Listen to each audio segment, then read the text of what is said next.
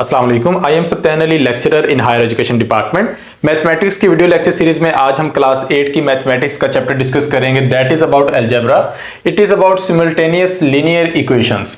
ये जो मैथमेटिक्स है ये एक ऐसा सब्जेक्ट है जो तमाम पब्लिक सर्विस कमीशन में बेसिक रिक्वायरमेंट है। यानी कि अगर आप वन पेपर की तैयारी कर रहे हैं या टीचिंग पोस्ट की तैयारी कर रहे हैं या किसी भी प्लेटफॉर्म से आप कोई भी टेस्ट देने जा रहे हैं तो वहां पर जो मैथमेटिक्स है ये लाजमी हिस्सा होती है। तो मैथमेटिक्स को कवर करने के लिए एक तो हम आप लोगों के लिए वीडियो लेक्चर सीरीज लेकर चल रहे हैं और दूसरा डिटेल में हर एक चीज तैयार करने के लिए और प्रैक्टिस जो सबसे इंपॉर्टेंट पार्ट है, यानी कि तैयारी का अहम तरीन हिस्सा जो प्रैक्टिस है, आपके प्रैक्टिस टेस्ट हैं, बार बार की इवैल्यूएशन है, वो करने के लिए हम लोग आप लोगों के लिए नए सेशन शुरू करते हैं। हमारे सेशन को ज्वाइन करने के लिए आप डिस्क्रिप्शन में दिए गए नंबर पर राब्ता कर सकते हैं। आज की इस वीडियो लेक्चर सीरीज में हम सिमल्टेनियस लीनियर इक्वेशंस के कॉन्सेप्ट को देखेंगे। आपने इससे पहले लीनियर इक्वेशंस का कॉन्सेप्ट देखा था कि ऐसी इक्वेशंस जिनकी पावर जो होती है वो आपके पास एक होती है, यानी कि उसकी पावर जो होती है वो 1 से एक्सीड नहीं करती। सिंपल वेरिएबल्स होते हैं, अब वो एक वेरिएबल हो सकता है, दो वेरिएबल हो सकते हैं। आज के चैप्टर में हम देखेंगे सिमल्टेनियस लीनियर इक्वेशंस, यानी कि एट अ टाइम दो या दो से ज्यादा लीनियर इक्वेशंस, या फिर आप कह सकते हो a set of linear equations जो एक कॉमन सॉल्यूशन की तरफ जाएं। ये बात आपको समझ आएगी जब हम एग्जांपल्स की तरफ जाएंगे।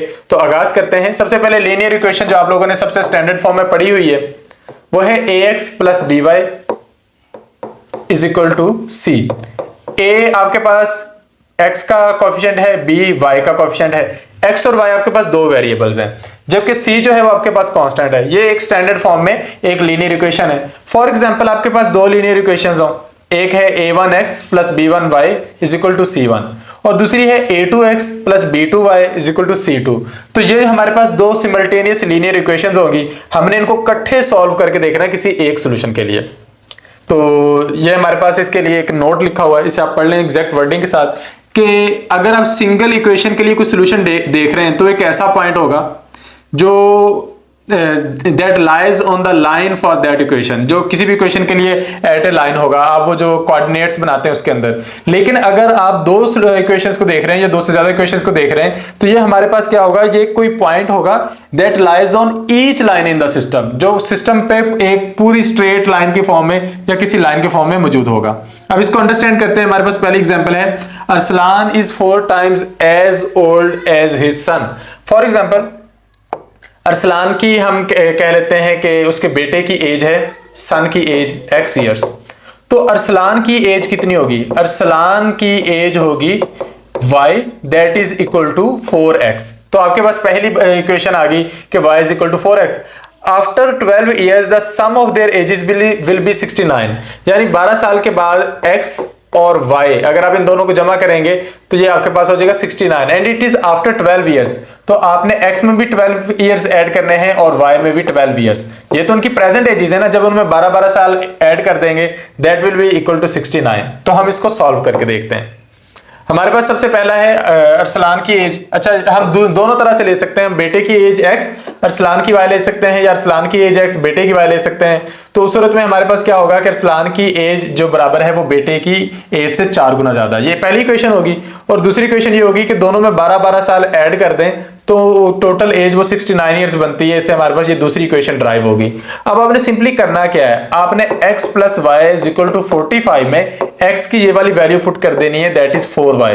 सो 4y plus y is equal to 45 और ये 5y is equal to 45, y is equal to 9, क्योंकि आप 5 से दोनों तरफ डिवाइड कर देंगे। जब आपके पास y की वैल्यू आ गई तो डेफिनेटली आप उससे x की वैल्यू निकाल सकते हैं, क्योंकि x is equal to 4y, यानी कि 4 मल्टीप्लाई 9 36। तो इस तरीके से आप मुख्तलिफ लीनियर इक्वेशंस को यूज कर सकते हैं एक सिंपल सॉल्यूशन के लिए। दूसरी है हमारे पास के 3 टेक्स्ट बुक्स और 5 नोटबुक्स की कीमत ये है, 4 टेक्स्ट बुक्स और 2 नोटबुक्स की कीमत ये है। तो आप इनकी इक्वेशंस बनाएं। आप टेक्स्ट बुक के लिए x वेरिएबल यूज कर लें, नोटबुक के लिए y। तो ये इक्वेशन बन जाएगी 3x plus 5y is equal to 1325। और दूसरा है 4x plus 2y it is equal to 1230। अब यहां से आप वैल्यूज मालूम कर सकते हैं। अब ये आपके पास सिंपल अलजेब्रा है जिसे आप जमा तफरीक के जरिए सॉल्व कर सकते हैं। नेक्स्ट हमारे पास एक्सरसाइज है, इसमें है cost of a bag is 3 times the cost of a geometry box. ये एक स्टेटमेंट होगी। दूसरा है the cost of 2 bags and 3 geometry boxes is 3960। ये आपकी वो पहली एग्जांपल जैसा है अरसलान की एज वाला। तो हम फर्ज कर लेते हैं कि हम बैग के लिए x यूज करने जा रहे हैं, ज्योमेट्री के लिए y। तो हम कहते हैं कि बैग की जो कॉस्ट है वो 3 ज्योमेट्री बॉक्सेस के बराबर है, x is equal to 3y। ये आपके पास एक इक्वेशन बन गई। दूसरी ये है कि जो आपके पास 2 बैग हैं और 3 ज्योमेट्री बॉक्स हैं, इनकी कुल मिला के कीमत 3960 बन गई। ये आपके पास दूसरी इक्वेशन है। अब आपने इसे सॉल्व कैसे करना है? सॉल्व आपने ये करना है कि इस इक्वेशन में x की जगह आप 3y लिखेंगे तो आपके पास ये वाली इक्वेशन सॉल्व हो जाएगी, जिससे आपके पास y की वैल्यू आ जाएगी। और जब y की वैल्यू आ जाए तो उसे आपने यहां पे पुट कर देना है। अगर हम इसे सारा सॉल्व करके देखना चाहें तो इसे हम कुछ यूं कर सकते हैं कि x is equal to 3y और 2x plus 3y is equal to 3960। तो ये हमारे पास एग्जैक्टली यही बन रहा है 3960। तो अब हम इसे सॉल्व करते हैं। हम x की जगह उसकी वैल्यू पुट करते हैं, दैट इज 3y प्लस ये 3y एज यूजुअल आ जाएगा। ये तो हमने यहां से पिक किया ना, ये वाला। It is equal to 3960। आप 2 को 3y से मल्टीप्लाई करेंगे, this is 6y plus 3y, it is equal to 3960। 9y is equal to 3960। अब आपने दोनों साइडों पे 9 से डिवाइड कर देना है। तो जब आप 3960 को 9 से डिवाइड करेंगे, that will B 9 4s are 36, 9 minus 6 3, 9 4s are 36 and 9 zeros are 0। तो आपका आंसर आ जाएगा 440। y की आपके पास वैल्यू आ गई 440। जब आपके पास y की वैल्यू आ गई है तो आप कहेंगे x is equal to 3y and 3 multiply 440, answer will be, आप इसको करके देख लें, ये हो जाएगा 1520। आपने सिंपल मल्टीप्लीकेशन ही करनी है। तो इस तरह आप 2 लीनियर इक्वेशंस को इकट्ठे सॉल्व करके देख सकते हैं। हम वापस चलते हैं अपने टॉपिक की तरफ। तो ये हमारे पास इसकी पूरी एक्सरसाइज है जहां से आपने इनको सॉल्व करना है। अच्छा, कहते हैं सोल्यूशन अब आपने जब निकालना है तो कैसे निकालना है? तो उसमें हमारे पास ये है कि बहुत सारी पॉसिबल वैल्यूज हो सकती हैं, हमने एक एग्जैक्टली ढूंढनी होती है। उसके लिए हमारे पास 5 तरीके हैं: elimination method, substitution method, graphical method, division method, factorisation method. Actually ये मिलते जुलते होते हैं, लेकिन अब चूंकि वहां पर आपने पेपर में सारा सॉल्व करके नहीं आना तो आपको इतनी टेंशन लेने की जरूरत नहीं है। आपको बस लीनियर इक्वेशन सॉल्व करनी आनी चाहिए जो जमा, तफरीक, ज़रब, तकसीम से आती हैं। अभी ये जो हम वैल्यू पुट करके देख रहे थे ना, ये हमारे पास थे सब्स्टिट्यूशन मेथड। आप सब्स्टिट्यूट कर रहे थे। एक आपके पास होता है एलिमिनेशन मेथड कि आप इक्वेशन में से किसी एक वेरिएबल को एलिमिनेट कर दें। तो एलिमिनेट करने के लिए फिर आप सिंपल सब्ट्रैक्शन और एडिशन का यूज करते हैं। एक एग्जांपल करके देखते हैं। यह है 4x plus 3y is equal to 26। 4x plus 3y is equal to 26। दूसरी इक्वेशन है 2x minus 3y is equal to 4। तो हम अगर सिंपली इन दोनों को जमा कर देना तो हमारा काम बन जाएगा, क्योंकि जब आप दोनों को जमा करेंगे तो ये एक दूसरे को एलिमिनेट कर देंगे। तो 6x will be equal to 30 और x हमारे पास आ जाएगा इक्वल टू 5, क्योंकि दोनों साइडों पे आप 6 से डिवाइड करेंगे। अगर आपके पास एक वेरिएबल की वैल्यू आई तो आपने उस वेरिएबल की वैल्यू किसी भी इक्वेशन में पुट कर देनी है। हम 4x प्लस 3y में कर देते हैं, तो 4x की जगह 5 लिख देते हैं plus 3y it is equal to 26। ये 20 plus 3y is equal to 26। 20 उधर जाकर माइनस हो जाएगा, तो 26 में से 20 माइनस करेंगे, आंसर आ जाएगा 6। अब 3 से दोनों साइडों पे डिवाइड कर देंगे तो y will be equal to 2। तो ये वाला जो मेथड है this is known as elimination method. तो एलिमिनेशन मेथड जो है ये एक आसान मेथड काउंट होता है। तो चाहे आप एलिमिनेशन मेथड यूज करें, चाहे जो हम पहले यूज कर रहे थे सब्स्टिट्यूशन मेथड, आप वो वाला भी यूज कर सकते हैं। जिस तरह यहाँ पे हमारे पास एक इक्वेशन है x plus Y is equal to 12, दूसरी है x minus Y is equal to 2। अब जो आपने पीछे मेथड पढ़ा था अभी एलिमिनेशन वाला, उसके अकॉर्डिंग तो बस आपने दोनों को जमा करना है। तो आप इस तरह कर देंगे, ये एलिमिनेट हो जाएंगे, 2x बराबर हो जाएगा 14 के और x बराबर होगा 7 के, और x की वैल्यू इसमें पुट करके आप निकाल लेंगे। लेकिन दूसरा जो आपके पास सब्स्टिट्यूशन मेथड है उसमें आप ये एलिमिनेशन नहीं करेंगे, आप किसी भी एक इक्वेशन में दूसरी एक वेरिएबल को फाइंड आउट कर लेंगे। जैसे आप कहते हैं x minus Y is equal to 12, तो इसका मतलब हो गया x is equal to 12 plus Y. तो ये जो 12 प्लस वाई आपके पास आया है, एक्चुअली यहाँ पर 2 लिखा है, यहाँ पे रॉन्ग लिखा हुआ है। ये हमारे पास है x minus Y is equal to 2, तो ये आपके पास हो जाएगा x is equal to 2 plus Y. तो जब आपने x की वैल्यू निकाल ली है तो अब आप इसे इसके अंदर या इसके अंदर कहीं भी पुट कर दें, आपके पास आपका आंसर आ जाएगा। This is known as substitution method. अच्छा, नेक्स्ट हमारे पास है इसकी एक्सरसाइज है। आपने इस पर ज्यादा टाइम नहीं स्पेंड करना, इसमें से ज्यादा क्वेश्चंस आने के चांसेस नहीं है। अच्छा, नेक्स्ट है हमारे पास ग्राफिकल मेथड्स। ग्राफिकल मेथड्स में भी हमने कोई ज्यादा टाइम नहीं लगाना, इसमें से कोई इंपॉर्टेंट एमसीक्यू मिलता है तो उसकी तरफ हम चलते हैं। कहते हैं कि अगर एक्स और वाई लाइंस एक दूसरे को इंटरसेक्ट करती हैं, या कोई भी लाइन जिनको जो किसी इक्वेशन लीनियर इक्वेशन के लिए बन रही हैं, if these lines intersect at one common point, तो उनका मतलब होता है कि उनका एक सोल्यूशन पॉसिबल है। लेकिन अगर वो अपने आप को किसी भी पॉइंट पर इंटरसेक्ट नहीं कर रही तो उसका मतलब ये होता है कि उसका कोई भी सोल्यूशन नहीं है। सिंपली आपको ये बता दूं कि जब आप एक ग्राफिकल एक लीनियर इक्वेशन को ग्राफ पे रिप्रेजेंट करते हैं और एक दूसरी लाइन को रिप्रेजेंट करते हैं, तो हो सकता है वो एक दूसरे को इंटरसेक्ट करें, हो सकता है वो एक दूसरे को इंटरसेक्ट ना करें। अगर वो इंटरसेक्ट कर रही है एक पॉइंट पर तो एक सोल्यूशन है, अगर वो नहीं कर रही तो उसका कोई सोल्यूशन नहीं है। आपने बस ये बात याद कर लेनी है। और अगर मतलब पेपर में ये क्वेश्चन आता है तो इसी लिहाज से आएगा, इसके कोई ग्राफ बनाने को आपको नहीं कहेगा। नेक्स्ट है, अगर दो लाइंस बहुत सारे पॉइंट्स पर एक दूसरे को इंटरसेक्ट करें तो उसका मतलब ये होता है कि उनके बहुत सारे सॉल्यूशंस हैं। तो अगर दोनों एक और इसमें इंपॉर्टेंट बात है, अगर दोनों इक्वेशन सेम लाइन पे आ जाएं तो उसका मतलब ये होता है उनके इनफिनिट सॉल्यूशंस हैं, उनके सॉल्यूशंस बेशुमार हैं, उनकी कोई लिमिट ही नहीं है। तो ये हमारे पास ग्राफिकल पॉइंट ऑफ व्यू होता है इक्वेशंस को सॉल्व करने का। अच्छा, इसके बाद हम चलते हैं नेक्स्ट पोर्शन की तरफ, जिसमें हमें कोई इंपॉर्टेंट एमसीक्यू मिल जाए। ये सारी एग्जांपल्स हैं, बड़े बड़े से ग्राफ्स बने हुए हैं, तो वो आप लोगों को ना जरा ज्यादा सारा डाटा लगेगा, लेकिन आपने इन पे टाइम वेस्ट नहीं करना बिल्कुल भी। अच्छा, ये नेक्स्ट हमारे पास आ गया फैक्टराइजेशन एंड डिवीजन मेथड।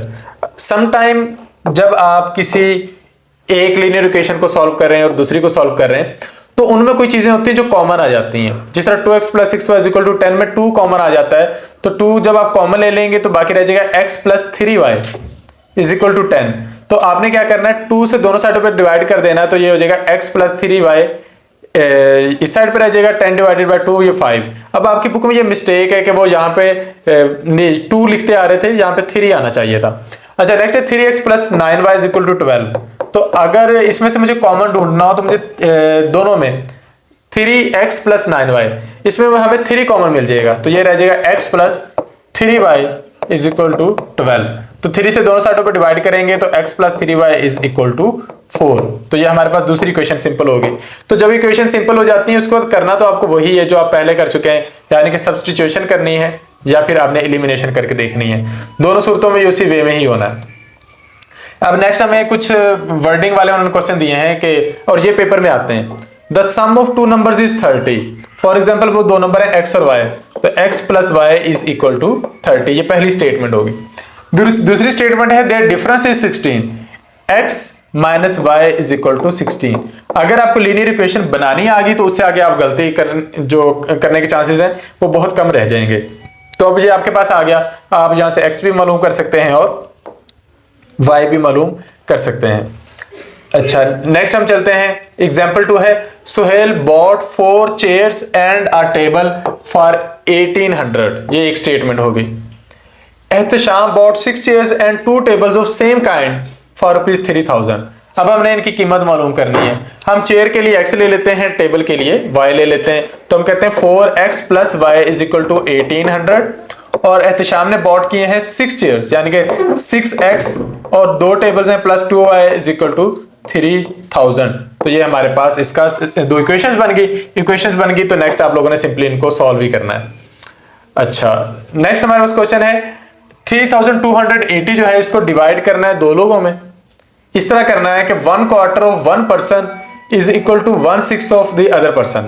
पहली बात यह है कि दोनों का जो हिस्सा है वो कुल मिला के हो रहा है 3280, और एक का जो हिस्सा है उसका 1/4 दूसरे के हिस्से के 1/6 के बराबर है। अभी आपके पास 2 इक्वेशंस बन गई हैं, आपने इनको सिंपली सॉल्व करके ही देखना है। यानी कि लीनियर इक्वेशंस बनने के बाद उसके सॉल्यूशन में आप लोगों को प्रॉब्लम नहीं होनी चाहिए। ये फर्दर उसी की ही है, हम एक्सरसाइज में से कोई करके देखते हैं। पहला है sum of 2 numbers is 15 and their difference is 3। ये हमने जो सबसे पहली एग्जांपल की है इस काइंड में वो यही है। अच्छा, there is a certain pair of numbers, 2 number है, the sum of twice the first number and thrice the second number is 61। पहले का ट्वाइस और दूसरे का थ्राइस ये बराबर है 61 के। पहली इक्वेशन। दूसरी इक्वेशन है if we subtract 5 times the second number जो 5 टाइम्स है उसको हमने सब्ट्रैक्ट करना है from 4 times the first number, 4x minus 5y, तो हमारा आंसर क्या आएगा 45। अब आपके पास दो इक्वेशंस बन गई हैं, इससे आगे आपने इनको सॉल्व भी करना है।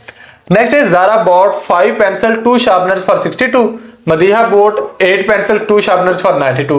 आप पेंसिल्स को x कर लें, शार्पनर्स को y कर लें, ये सॉल्व हो जाएगा। तो इस वे में ये सारी चीजें आपने सॉल्व करके देखनी है। इसके बाद है सिंपल लीनियर इनइक्वालिटी। पहले इक्वेशंस थी, अब इनइक्वालिटीज हैं। तो इनइक्वालिटीज में आप कहते हो a स्मॉलर देन b या a is less than b, a is greater than b, a is smaller than और equal to b, a is greater than और इक्वल टू b। जब आप इसको ज्योमेट्रिक स्टेटमेंट में लिखेंगे तो आप लिखेंगे कि अगर आप कहते हो ना कि a b से छोटा है तो आप कह सकते हैं a lies to the left of b। अगर a b से बड़ा है तो आप कहते हैं a lies to the right of b, क्योंकि आपके पास ग्राफ इस तरह चल रहा है तो जो वैल्यू बड़ी होगी वो राइट की तरफ आएगी। तो अगर आप कहते हो a is greater than b तो आप कहोगे a lies to the right of b।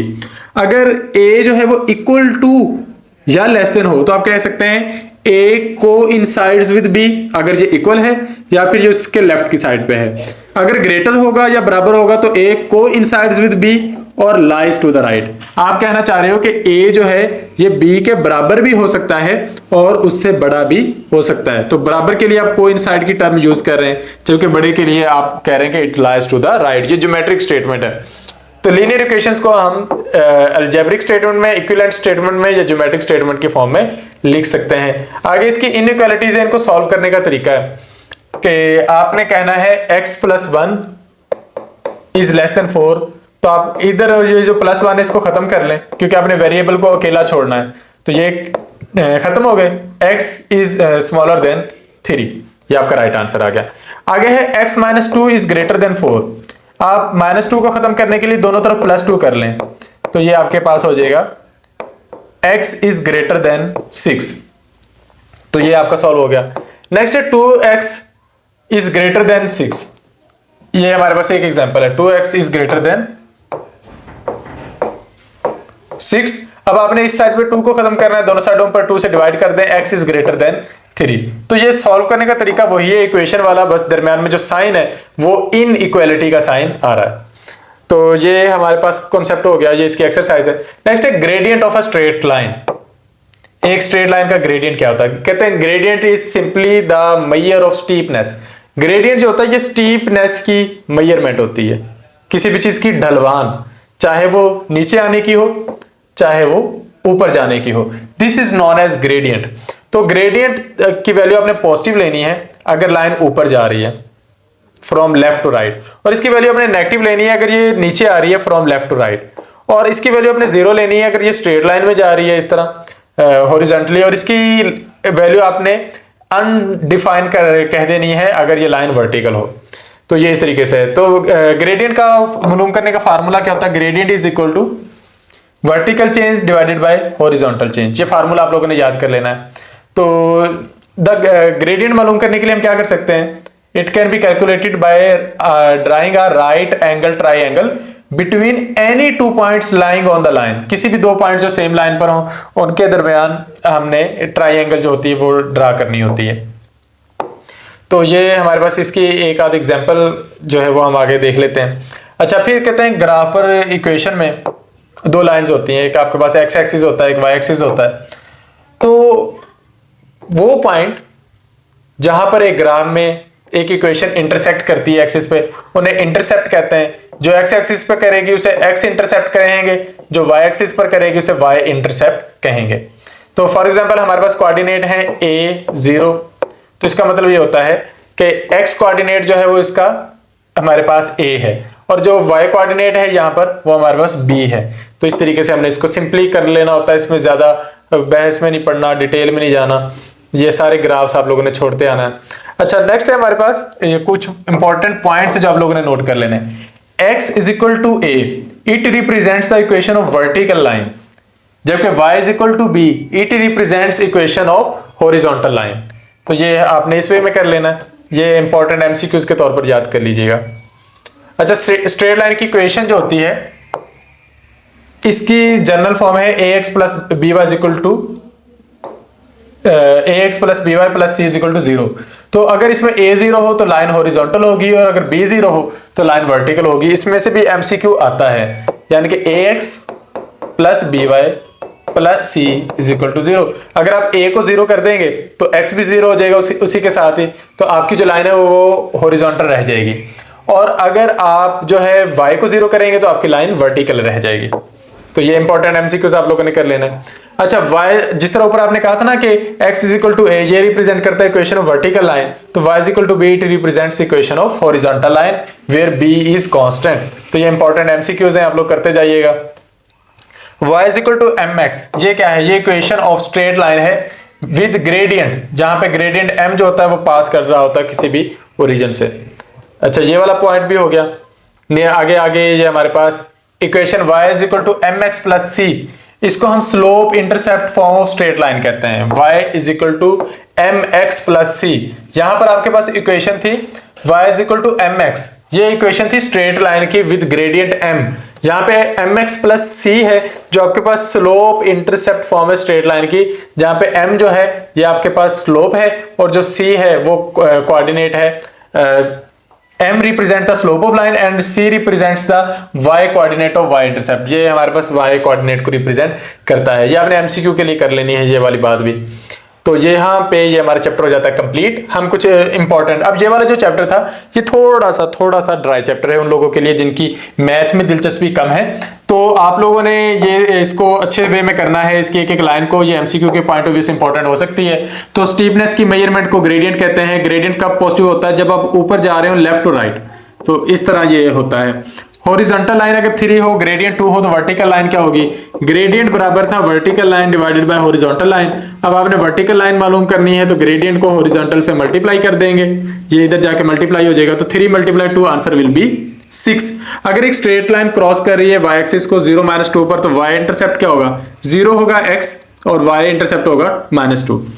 तो to find x intercept of a line, अगर हमने x इंटरसेप्ट अगर किसी भी लाइन का मालूम करना हो, हम क्या करते हैं? हम y को 0 कर लेते हैं।